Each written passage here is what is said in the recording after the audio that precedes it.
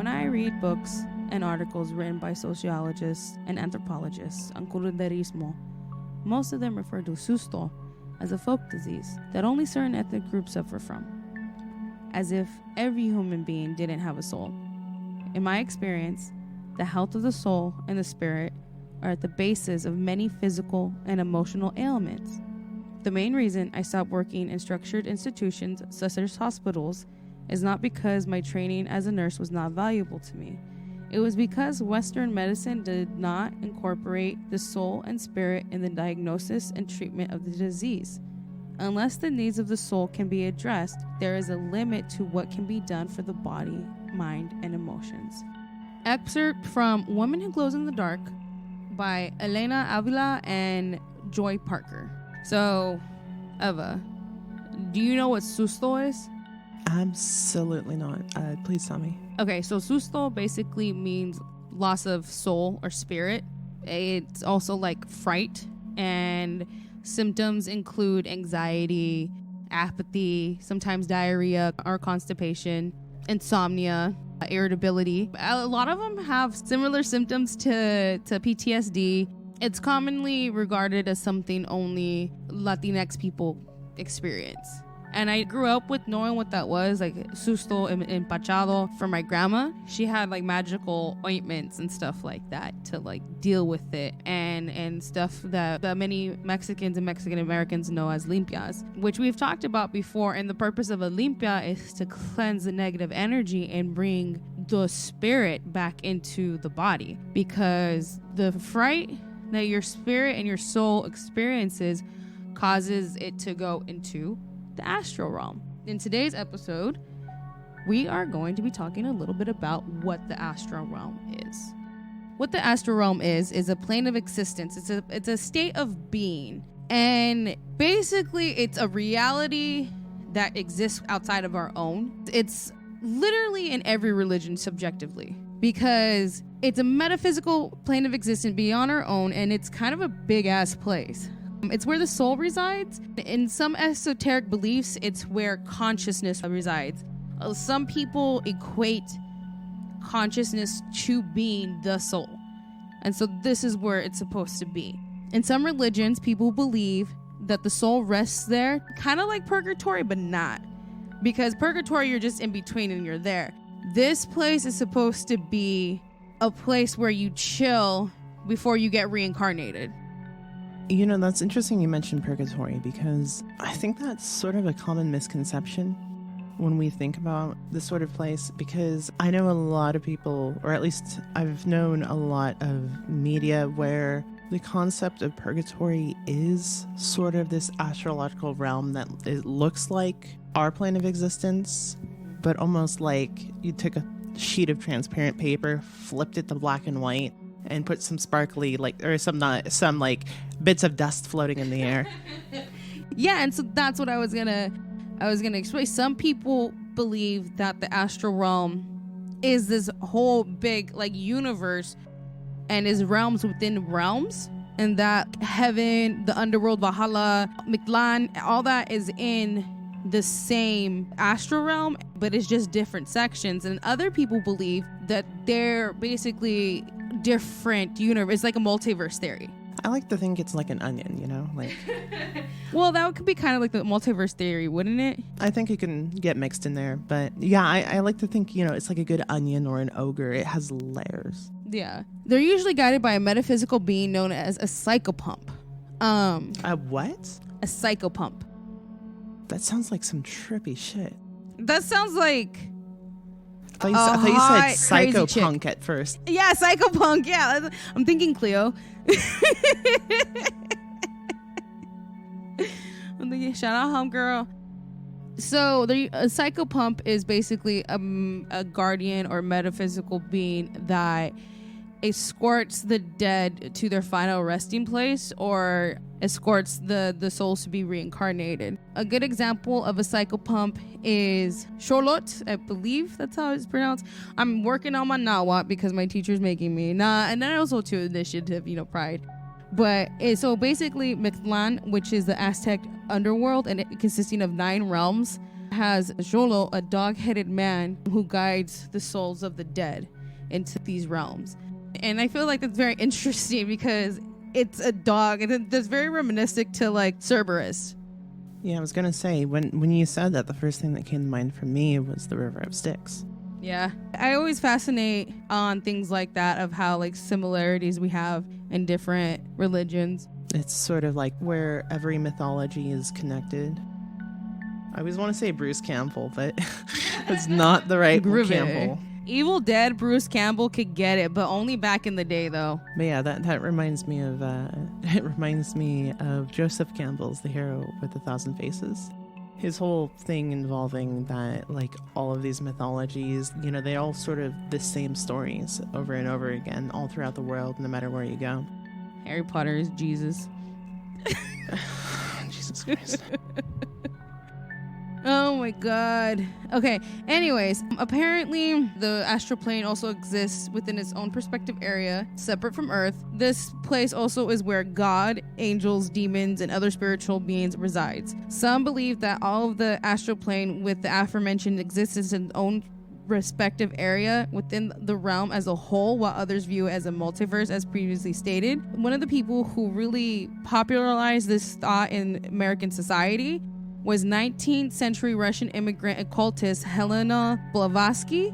She popularized that theory in a religion coined as Theosophy, which is basically a mashup of Neoplatonism, Hinduism, and Buddhism with a dash of her own writings. And she also had other people contribute to it who were part of a secret society known as the Rosicrucians, of course, because that's what went down in the 19th century. Of course. For a while there, I had a good friend who worked at the Rosicrucian Museum, and they had some interesting input. Yeah, I would imagine so. So in her writings in theology, most of us go to the Summerland. And those of us who are more spiritually enlightened, or as the youngsters say it these days, woke, they went to the Devakan plane, which is a bougie way of saying heaven. And of course, then there's Nirvana in her Theosophy, Smelling Like Teen Spirit, which is a terrible deodorant. Basically, the astral plane is subjective, but not our own reality because we can't prove it. It's definitely subjective to, I would say, the religion or the belief that you want to fall in line with. I think it's also very fair to not believe that any one of them is exactly correct, or to take aspects from each one of them. Does that cross a cultural appropriation level? Like, I don't know. I feel like, it's subjective in how you go about it. But I do believe that, there could be a possibility, as when you get to any spiritual belief, that there is no one right answer or one interpretation of how any of this works. I feel like it can be cultural appropriation in the terms of like, okay, there's a lot of people who are getting into voodoo and hoodoo, which are two different things. And there's a lot of white and non-black Latinx women getting involved in the practice, and also people who don't identify as women, like there's many people getting involved into it, but I've mainly seen the problem with people who identify as women, and they get kind of gatekeepy and start practicing and preaching something that wasn't made for them, and I feel like in that aspect, like if they want to believe in that and practice that, and if it's done with respect and with permission from the community, that's one thing. But if you don't, then you're fucking appropriating and you need to back off. Honestly, my thoughts when it comes to the astral realm, I feel like it's one of those things that can really be expanded on. I think it's something that people like to reference and poke at in different forms of media and fiction. And people don't really think of it to its entirety. As someone who is a huge consumer in the sense of things like film and supernatural movies and horror novels and stuff like that, thinking of this sort of astrological realm, this place that's filled with spirits, it's very commonly used for aspects of demons or spirits of good or bad or neutral nature moving around. It's something overconsumed. Well, in Theosophy, Helena says that the Summerland is only a few miles above reality, above the earth. We know it's a few miles above the earth. So, you know, where is it? It kind of reminds me of like where Cthulhu resides. Like, you know, it's like under the depths of the ocean, but also in a different reality. I mean, that kind of plays back into the whole concept of, is heaven a place that resides in the heavens where the typical sense was at the bridge of the atmosphere? Or does it completely reside in a different plane of existence, where it's one of those things that, depending on where your mindset and space is, the concept of a different plane of existence either is or is not something you're willing to explore. But getting into the topic of things being able to move through the astrological plane, and even getting into the topic of demons or negative spirits and stuff like that, you sort of end up in that same realm where things like astral projection sort of come up. Vanessa and I have had our own accounts of what that may or may not mean. Whether it is or is not considered astral projection is something we debate and talk about. And that is also something that you can check out on our private Patreon videos that we will upload. We have had that in its own little mini episode, which is available to view if you are interested in checking out our Patreon. You thought you were safe, you thought you were just listening to the podcast, but bam, we've just hit you with the commercial.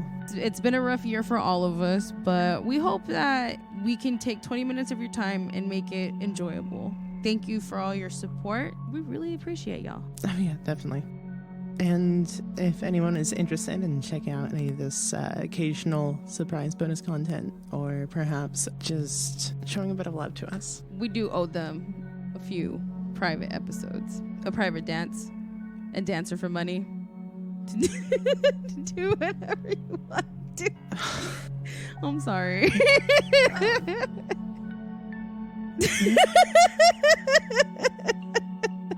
Please consider becoming a patron on our Patreon to acknowledge the hidden. I will have a link available in the description on our Podbean, or if available to you on whatever platform you're currently listening on. And we'll also have it thrown up onto our Instagram and Twitter pages.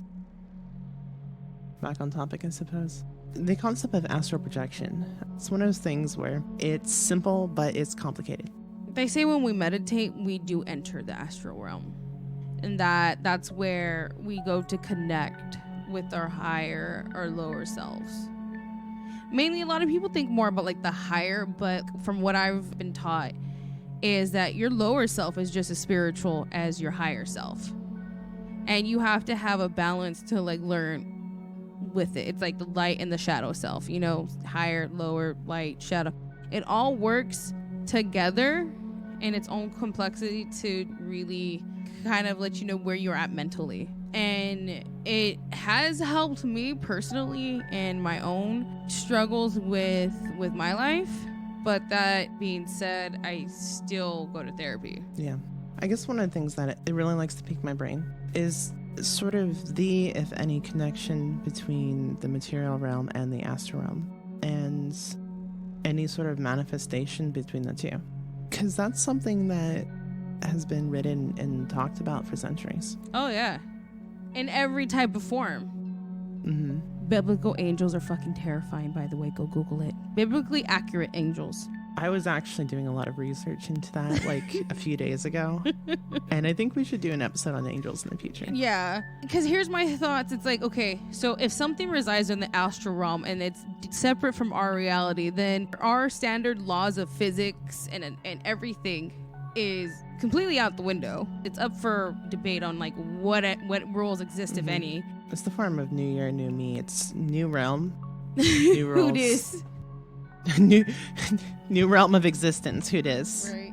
Literally me every single time an ex tries to message. Right. I'm on a higher plane. Why would things look normal? Why would things look normal in our in our rules and laws of physics and reality. Hell, some of the things I see in our reality barely make sense. Yeah. Let alone a completely different one. So I would not be surprised. Nothing would surprise me. right. I mean, which does sort of link in to say, like, when you see or hear any of these accounts of things like astral projection or things crossing over into our realm, the concept of them making sense or the physics not working the way that you think they are, or that you think it's supposed to, it sort of just plays hand in hand with that, doesn't it? Yeah. Well, thanks for coming to my TED Talk. Oh my god. 2020, and I think this is a good way to end the episode. 2020 has been one hell of a fucking year, if I may say so. It's the year that we started our podcast. To a degree, I think that if things didn't happen the way they did in 2020, we would have been too busy or too distracted to do this. And I think to a degree, it's one of those unfortunate but fortunate things that just fell together. But, you're here, you're listening to us, and you're being part of this experience. We made it through 2020 somehow, some fucking way. And, new year, new realm, new us. Let's go. And that's not to be disrespectful for the thousands of people who lost their lives. Yeah. We definitely want to be respectful, and we do mourn the loss with everybody collectively, personally, within our own lives, and for everything in the world. So take the time to call your loved ones and tell them that you love them. Hopefully we've made your day. We're all sort of in this together, hoping that this new year is going to be better. We're going to keep doing our thing. You guys, thank you for being there for us. It's really made this last year more bearable to have all the love and support that we've had doing this. And we're glad to be back. We have a lot of really good episodes planned for you guys. And let's just make 2021, I don't even want to say a good year. Let's make it a year. Let's make it through 2021, guys. Once again, it's just my roundabout way of saying thank you. I look forward to seeing you guys in our next episode, sticking them together. And like always, I just want to take a moment to say thank you to a few of our supporters. So I just want to let them know I appreciate them and thank you for our support. Ben Turco and Rita Pillar. Yeah. All right, guys, just stay safe out there, and until next time. Bye-bye!